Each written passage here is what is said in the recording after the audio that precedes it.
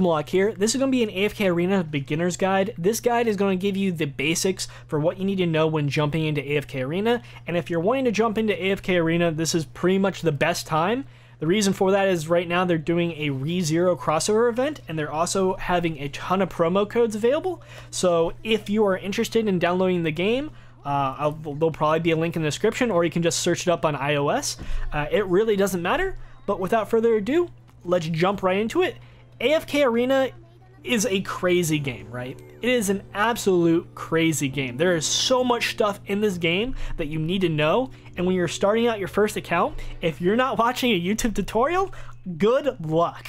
Good luck figuring out everything, because there's so many ways that you can make a mistake. So this guide right here is going to hopefully explain everything you need to know to be on a fast track for success. Obviously, I am not perfect. I'm not going to have all the information available, and this is a RNG based game, which means that you are literally going to be rolling for heroes. So I can't tell you just need to build this character, this character, this character, and you'll succeed.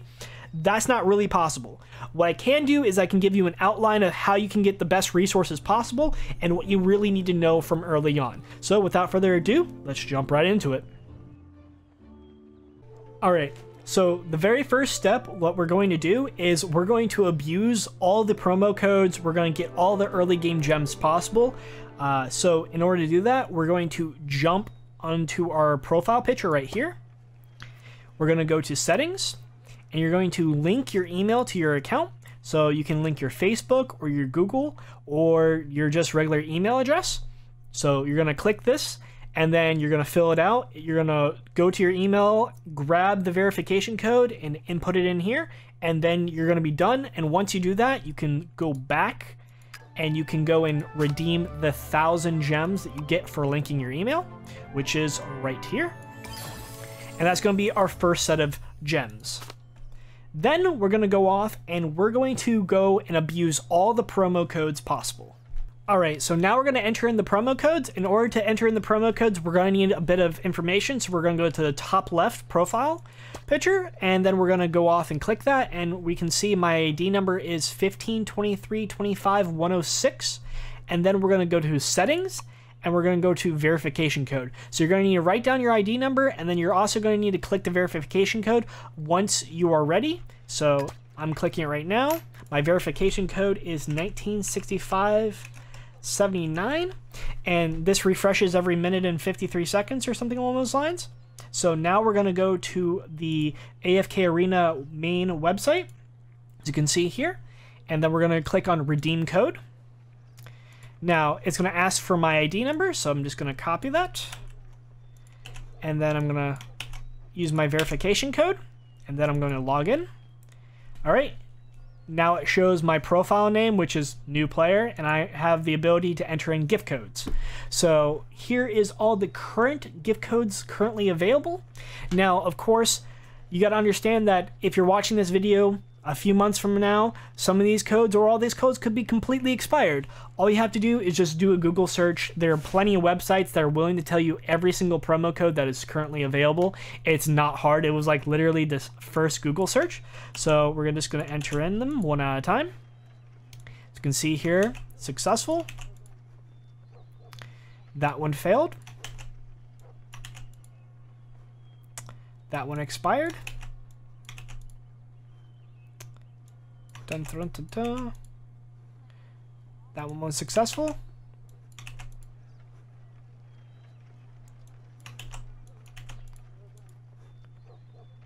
That one succeeded. That one succeeded as well. All right, and now we go to mail, and here's all my rewards. I got 30 summon scrolls, which is really good. 5 summon scrolls and 500 diamonds. And then right here. And then right here.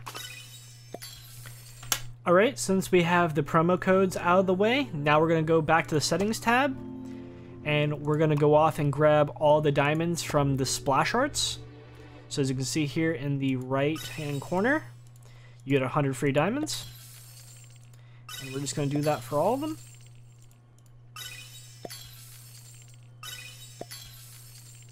Alright, so we've gotten our early game diamonds. Now I'm going to be giving an explanation of everything that's unlocked and what you need to know about everything. It's not too hard, but there's some very key things that are very important. So, first things first, the Rickety card is very, very self-explanatory. You basically go off, you reset your hero, you get 100% of the resources you put into that hero back. It is completely free until Chapter 5. Once you're past Chapter 5, you're gonna go off and have to pay like 20 diamonds, but this is something where you don't really have to worry about going off and investing a lot of resources in the guys. You can go off, invest a ton of resources. If you end up not liking the champion, it didn't play right, you can just go off and reset it. Now, retire heroes. This is for common heroes. You essentially can only retire common heroes, from what I know of. And you're going to have this automatically retire new common heroes. There's no way or reason to go off and keep common heroes because they're absolutely worthless. They have no value whatsoever. So when you go off and get common heroes, it's going to automatically be retire them, which will give you hero coins and hero dust, which can be used in the store, which can be used to purchase stuff of actual value. So now we're going to go over to the Noble Tavern. The Noble Tavern is where you're going to be going off and you're going to be buying your scrolls, or I shouldn't say buying your scrolls, using your scrolls, and then also buying summons with diamonds. Obviously, you're going to want to use the 10 summons for 2,700 diamonds because it is 10% cheaper than just going off and buying one summon at a time. You have your faction scrolls, which allows you to go off and buy from a single faction. Right now it's Graveborn, so if I were to use 10 faction scrolls, I get 10 Graveborn champions, guaranteed. You can switch your faction if you really want to. It will cost a little bit of diamonds, but it's not really worth it. You should just wait and hold off. And then we have our friendship section. Basically, you get points for being friends with people. So what you're going to go off and end up doing is you're going to go max out your friends list, which we're going to be doing just in a second. And you're going to be going off and collecting this. That way you can go off and get cannon fodder. This section has the lowest rates, pull rates. So you're going to basically get like a lot of crap, but sometimes you actually can get good stuff. So it's just luck of the draw, pretty much. So it's worse RNG than normal. That's one way you can put it. And now we're going to go off and go to the friends section. This is something that's very critical, right?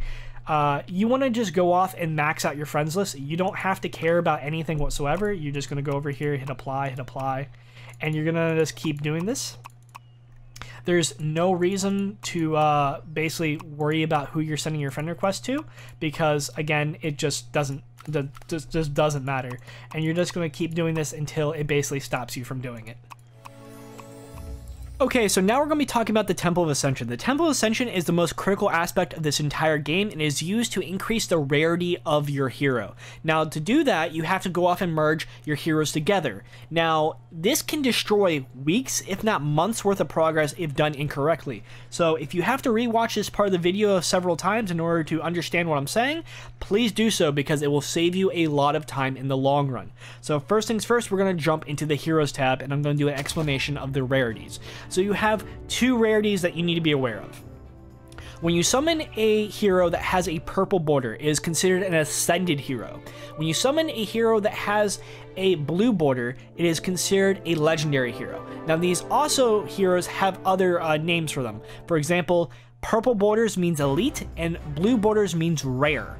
And you're going to have a drop rate of the types of heroes that you can get. I'll have it at the bottom left hand corner.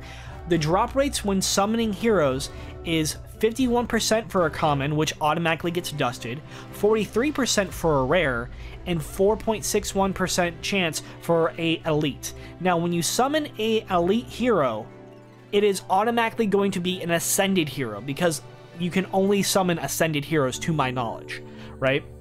But when you go off and summon a rare hero, you can level those up to elite heroes. It takes a little bit of time, but considering the fact that you're going to be getting them 43% of the time, you're going to be getting a lot of rare heroes and you're going to be able to combine them into elites. Now, you're going to use those rare heroes that you're getting and merge them together in order to power up your ascended heroes. You will never, I repeat, never use Ascended Heroes in order to power up other Ascended Heroes, because again, it is so hard to get them. In order to go off and make an Ascended Hero a Elite Plus, you have to have two of the same heroes, two copies of the same heroes, and combine them together, which is extremely annoying to get. But once you get that, you're not going to want to go off and sacrifice that to power up another Ascended Hero. It's just not worth it in the long run. So it's very critical. Now, you're going to need to know the 15 heroes that are considered legendary heroes, which you can go to the portraits and you can scroll all the way down. And as you can see, there's a lot of Ascended Heroes, so if you were to go off and try to merge them together, it's going to be very hard to get multiple copies. Now, here are the legendary tier heroes, as you can see here. You have the Lightbearers, which actually is the only faction that has 4. And then every other faction has 3 legendary heroes. And basically what you do is you go off and you use these heroes as cannon fodder to go off and power up your Ascended Heroes. Now, I'm going to give you an example of what you should and should not do. So the proper way of going off and using basically elite heroes to power up your other elite heroes would be to use the elite legendaries, which I said before. As you can see here, I'm going to be giving you an example of this is a legendary tier hero, as you can see right here. And in this picture right here, you're going to see this is the correct way. You're always going to be using legendary tier heroes as the cannon fodder to power up your Ascended Hero. The hero that's in the first slot is the hero that you're powering up. The heroes in the second and third slot are the heroes that will be consumed in order to power up. Now, what you don't want to do, again, what you do not want to do is use Ascended Heroes to power up your legendary heroes or any other heroes in general, because you never want to get rid of your Ascended Heroes, because you're going to need to have multiple copies of them. So it is very, very critical that you understand this. There is another guide, again, that will be linking in the description, and that guide will go off and explain this more in detail. And also, as you can see on the left or on the right hand corner, there's going to be an example of showing you all the rarities and what you have to do to combine them to get through all the rankings. And you're going to have multiple copies of Ascended Tier Heroes, again, which is why you're never going to use Ascended Tier Heroes as cannon fodder. So that is the most important thing to understand about the Temple of Ascension. Is a very, very critical aspect of this game, which new players go off and they make this mistake all the time, and it costs them dearly in the long run. So this is why I would highly recommend not messing with the Temple of Ascension until you fully understand what you're going to do. So the next thing we need to address is the Shadow Invasions. The Shadow Invasions is very, very good for early game progression because it gives you a ton of really good early game rewards with very, very minimum effort. All you have to do is go to the Shadow Invasions, and you essentially just have to play through these levels. You don't need any specific heroes, you don't need to level up anything. It's just a really easy mini game. It's a little tedious at times, but the rewards you get for completing them is really, really good, as you can see right here. You get a ton of rewards, and it keeps going on the further you progress. Now understand, you want to make sure you get 3 stars on every single level. Do not go off and just leave it at 2 stars or 1 star, even if you beat it, because the fact that you're going to have to go through it again anyways, because you're going to want to get the rewards based on the star level. Also, the quests that it gives you is stupidly good. You get a lot of soul stones, which Myrelle is actually really, really good early on. She is a legendary hero, which means that you can power her up all you want. You can make her an Elite Plus without having to worry about it, because sooner or later she's going to become cannon fodder for your Ascended Heroes. So she is a perfect example, and we're going to go off and actually make an Elite Plus Myrelle. I believe I have enough resources currently. I'm not 100%, but we will see. Actually, I most definitely do not, but I currently have, we're just going to summon these, right? And then we're going to go over to the Tower of Ascension, and we're going to go off and combine them together. And now my super, my rare Myrelle is now a rare plus Myrelle. And then once I get 3 of those, I can combine it into a elite. And once I combine that into elite, I can combine it with another one. Or actually, oh, this is already an elite plus. So this is already good enough to be cannon fodder for later on. So next is the Arcane Labyrinth. The Arcane Labyrinth is located in the Dark Forest and is unlocked after Chapter 2-3. The Arcane Labyrinth is its own separate instance where if your heroes take damage or if they die, they stay dead while within the labyrinth. Now, when you back out of the labyrinth, you'll be able to still use those heroes, but while you're inside the labyrinth and doing your labyrinth run, those heroes will remain dead or damaged. So it's very critical that you actually sustain your heroes. That means that when you're going off and doing labyrinth runs, you're most likely going to want to have heroes that are supports that can go off and heal your other heroes, and you want to make sure that you avoid as many deaths as possible. Now, in order to avoid deaths, there are things called the Fountain of Vitality, which will go off and heal all your surviving heroes. Now, there's also these chests, which you get rewarded if you defeat the team above. Now, this is my first Labyrinth run on this account, thus the teams are going to be just completely NPC teams. But after your first Labyrinth run, all the teams are going to be taken from the arena. The arena is something that's unlocked later in the game, but is basically player-made teams that you'll be going against. So you're going to be versing very, very crazy good team compositions and some crazy cheese team compositions. Like, for example, when I was doing my second Labyrinth run, I ended up going against 4 level 1s and 1 level 120, and I didn't recognize the fact that it was a level 120, and it completely and utterly destroyed my entire team. Now, like I said before, if your heroes die in the labyrinth, then they stay dead. So what you'll have to end up doing, you'll have to go back to the Rickety cart, and you'll have to reset your heroes. Now, throughout recording this video, I actually found something out.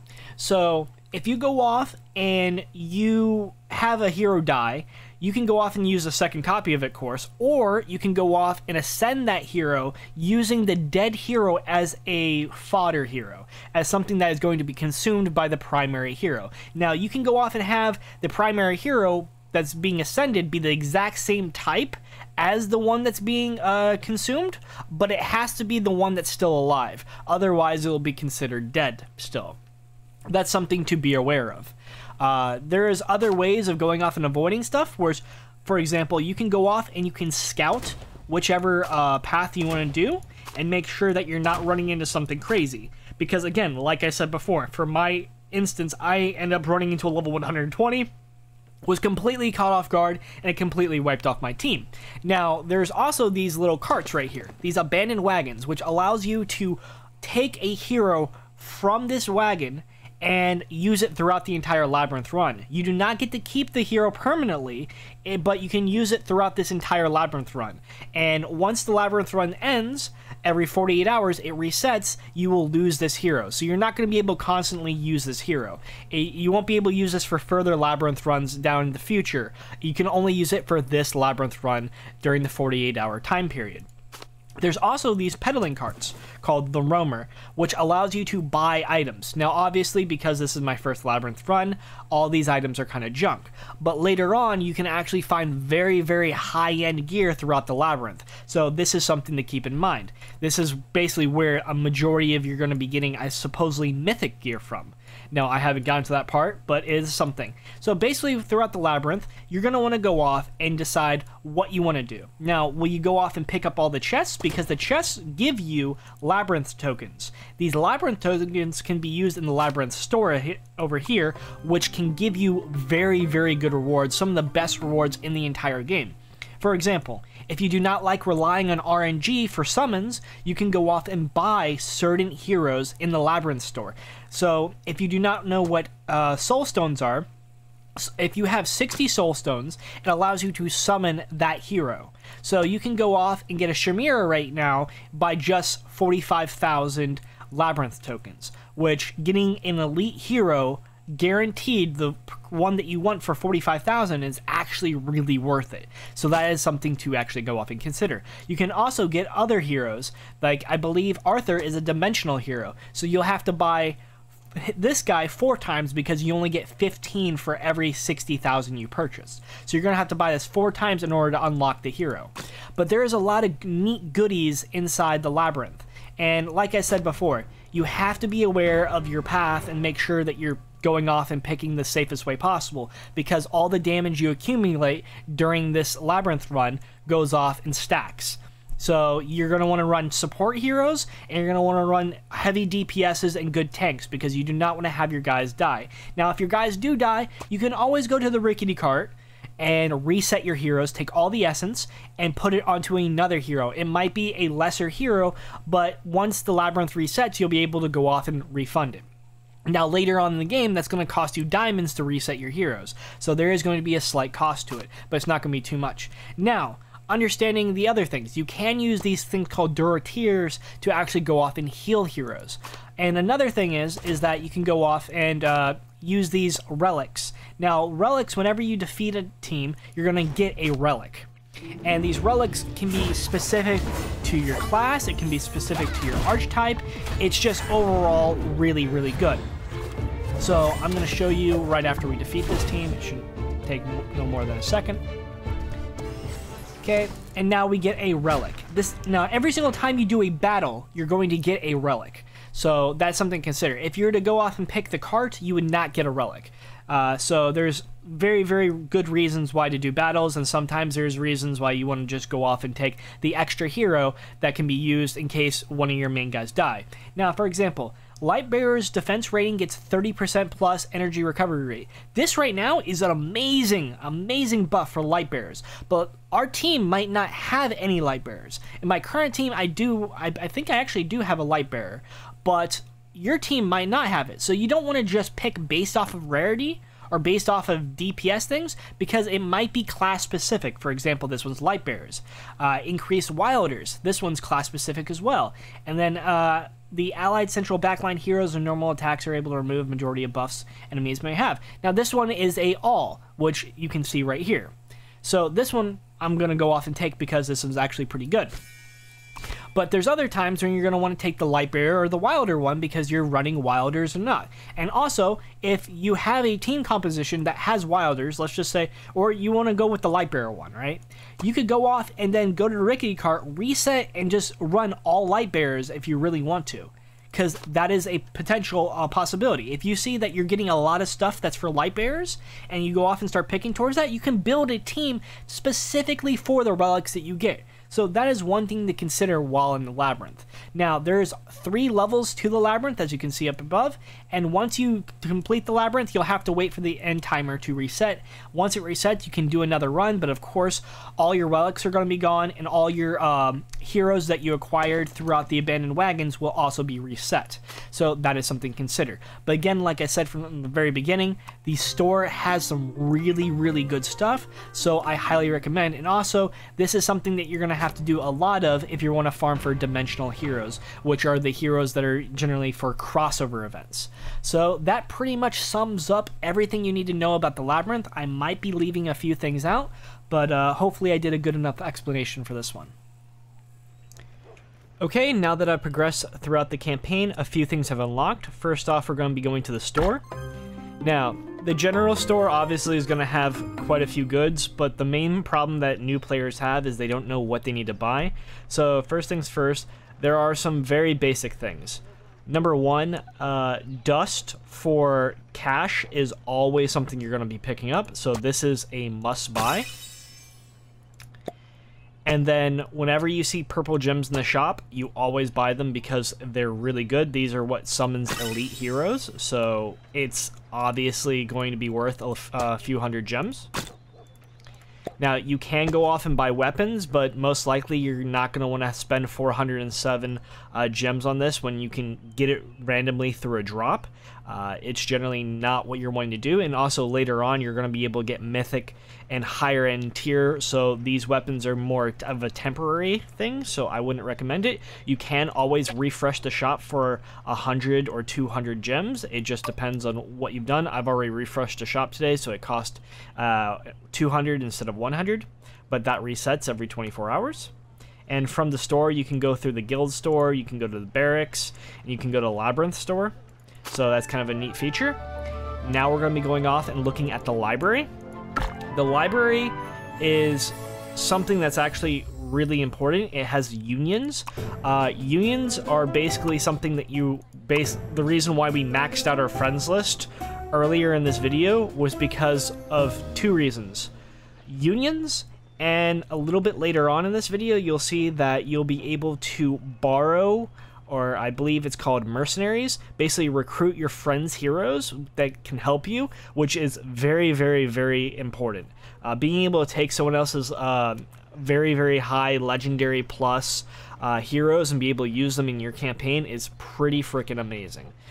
So we're gonna go off and do this one. As you can see here, I'm gonna be using not my heroes, but my friends' heroes. So I'm gonna be going off this, using this one, and then using this one, and then we ended up getting a bonus. So now all my basically my heroes are gonna have 2,000 plus HP, 30 plus dodge, and was it test plus 10% HP for this union, which is pretty freaking amazing. That's actually very, very, very good. So I'd highly recommend going off, and whenever you get a chance, like, because this account's new, I'm going to probably have to delete people from my friends list and refresh it, because a lot of the people don't even have some of the guys in higher rarity. But when you're progressing throughout the story and you basically hit like chapter 7 or 8 and you start adding people, you're gonna go off and be able to fill out all of these, and it's gonna give you a very, very, very significant multiplier. So that is something to always keep in mind. Next up is the King's Tower. The King's Tower is located in the Dark Forest and unlocks after chapter 212. Now, the King's Tower is a floor progression system, which means that every time you clear a floor, the next floor is going to be slightly more difficult. Now, whenever you clear a floor, you end up getting these rewards: diamonds, gold, hero essence, and soul stones. Whenever you clear a 10th level floor, which are 10, 20, 30, 40, 50, etc., you go off and get increased diamonds, and you also get elite hero soul stones, which are very, very valuable because they summon elite heroes. Now, essentially, when it comes to the King's Tower, you're going to be pushing this as far as you can, and then you're going to be playing the campaign, and then once you're going to be playing the campaign until you get as far as you can, and you're going to be coming back to the King's Tower. The King's Tower is a very good place to get soul stones and basically help you progress throughout the game, because you're going to be able to get soul stones to go off and boost up your heroes and ascend them. Now, we're going to be going over to the Peaks of Time. The Peaks of Time unlocks after chapter 314, but a lot of people dismiss it because of the fact that all this stuff says that you can't be doing this until chapter 6.4, chapter 7.4, etc. But once the Peaks of Time unlocks, you can go to the Wondrous Pouch. The Wondrous Pouch has the Shadow Invasions, and it also has the Forest of Mania. The Forest of Mania is also another minigame, just like the Shadow Invasions, which gives you a lot of good rewards. So the Forest of Mania gives you basically all the rewards you need to basically go off and level up your heroes. It gives you gold and it gives you hero XP. And all you have to do is complete these puzzles. It's pretty easy, very self-explanatory. I'm not going to be going off and finishing this because obviously this would take probably about 2 to 3 minutes, and I don't think a lot of people want to watch me go off and do these puzzles. Now, also, when you go off and do the Forest of Mania, you get these adventure rewards, which are Soul Stones, Common Hero Scrolls, and also faction scrolls, which are very, very valuable and very, very good. So it is very recommended that you go off and you get 3 stars on every single level possible. That way you can get the maximum amount of rewards. So that is some of the stuff that you need to be aware of. The Arena Heroes is just primarily PvP. There isn't really much to go into at this current time. Okay, so we are almost done with the video. I'm going to be going over the few remaining things. We're going to be talking about the Solemn Vow, the Friends List, and the Guild. I know I've already gone over the Friends List a little bit, but once you get past chapter, I believe 640, it upgrades, which is very, very important. But first off, let's talk about the Solemn Vow. The Solemn Vow is an apprentice mentorship. You essentially go off and you apply just like on your friends list to players. Once a player hits chapter 39, they're able to become a mentor for apprentice players, and once you hit chapter 6, you're able to become an apprentice. Now, the reason why you want to become an apprentice is because you get rewards for being an apprentice, and you can get off and get stuff that actually helps you progress through the game. You get quests that you're just have to do, and then you also get mentor tasks, which is player-made quests. So your mentor can give you a basic quest like summon 10 heroes. It's extraordinarily easy, and you go off and you get a little bit of reward, especially as you can see here, I got Elite Essence from that, which is, or I should say Elite Soul Stones from that, which is really, really good. Now, the main thing, the most important part of this mentorship program is the fact that you're able to borrow your mentor's heroes, which is extremely, extremely good. As you can see here, I'm already borrowing one of their heroes, and I can go off and go to my friends list as well and go to short term, and I can borrow one of my friends' heroes as well. So you can just go off, apply to borrow the hero, and then once they accept it, you'll actually have the hero pop up. Now, why would you want to borrow someone's heroes? Well, let's just say you end up getting stuck in the campaign and you can't progress because it's just a stupidly OP team composition that you don't have a hero to answer for. You can borrow one of your mentor's heroes, or you can borrow a hero off your friends list that would go off and change the tides, and then you can do that once per week for each of them. So it's actually really, really good. Now, you might say once per week, that's not that amazing. Once you go off and you clear that level, then once you get stuck again, you're going to have to wait an entire week. That is very true. That is something that is kind of annoying, but you know that's just how it is, because obviously it'd be just too completely overpowered if you could just always constantly be borrowing someone's really OP high tier champions. But you know what you can do multiple times per week is you can go to the guild. You join a guild, and honestly speaking, you can join just any guild that's active with like 60 plus players. That's what I would recommend. And you can go to the guild hunting grounds. And the guild hunting grounds is basically you're going off and versing an NPC that the more you beat the crap out of them, the better rewards you get. And there's two versions. This one has to be unlocked by your guild master after a certain amount of stuff has end up getting accumulated by your guild, and this one is always available. Now, what you can do is you can go off and you can use borrowed heroes in this mode, and this is stupidly, stupidly good because you can just constantly go off and use these borrowed heroes and rack up a lot of rewards. For example, this guy is probably going to do, I want to say about 70% of my team's damage.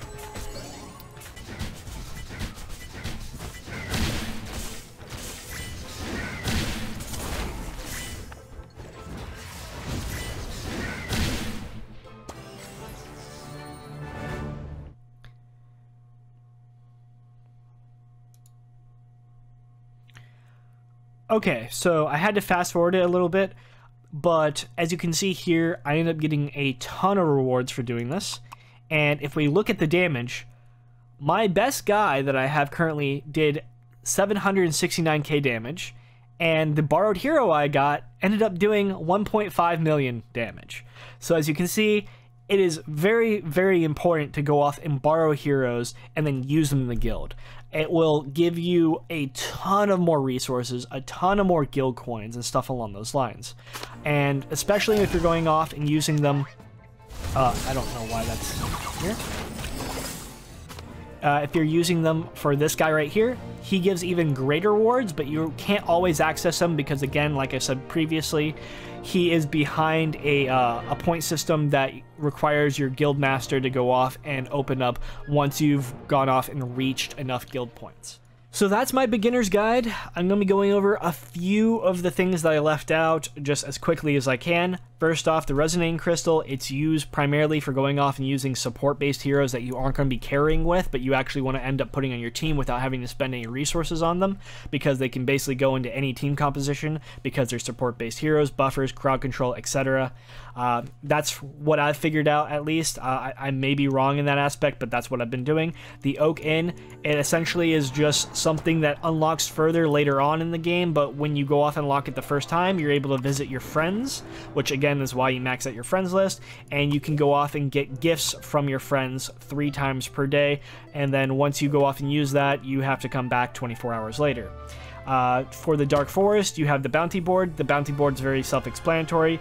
You jump in and you dispatch your heroes to do a quest, and you cannot use those heroes until they return from their quest. The arena heroes, you're going off and doing PvP and acquiring a ladder rank, and the higher your ladder rank, the more diamonds you get per day.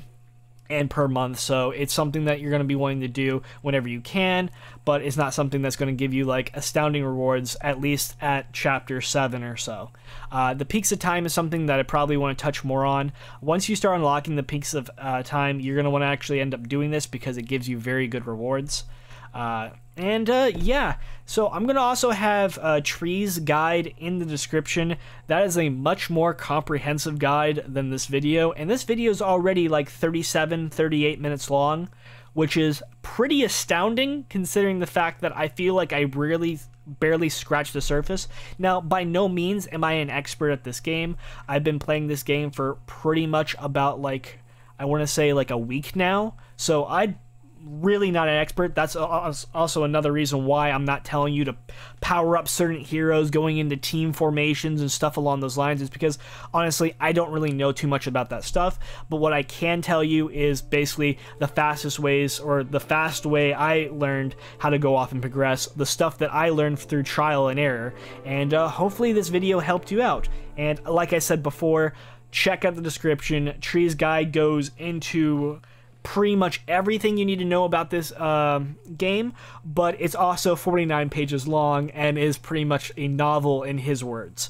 So yeah, thanks for watching. Make sure to comment, rate, and subscribe, and peace out.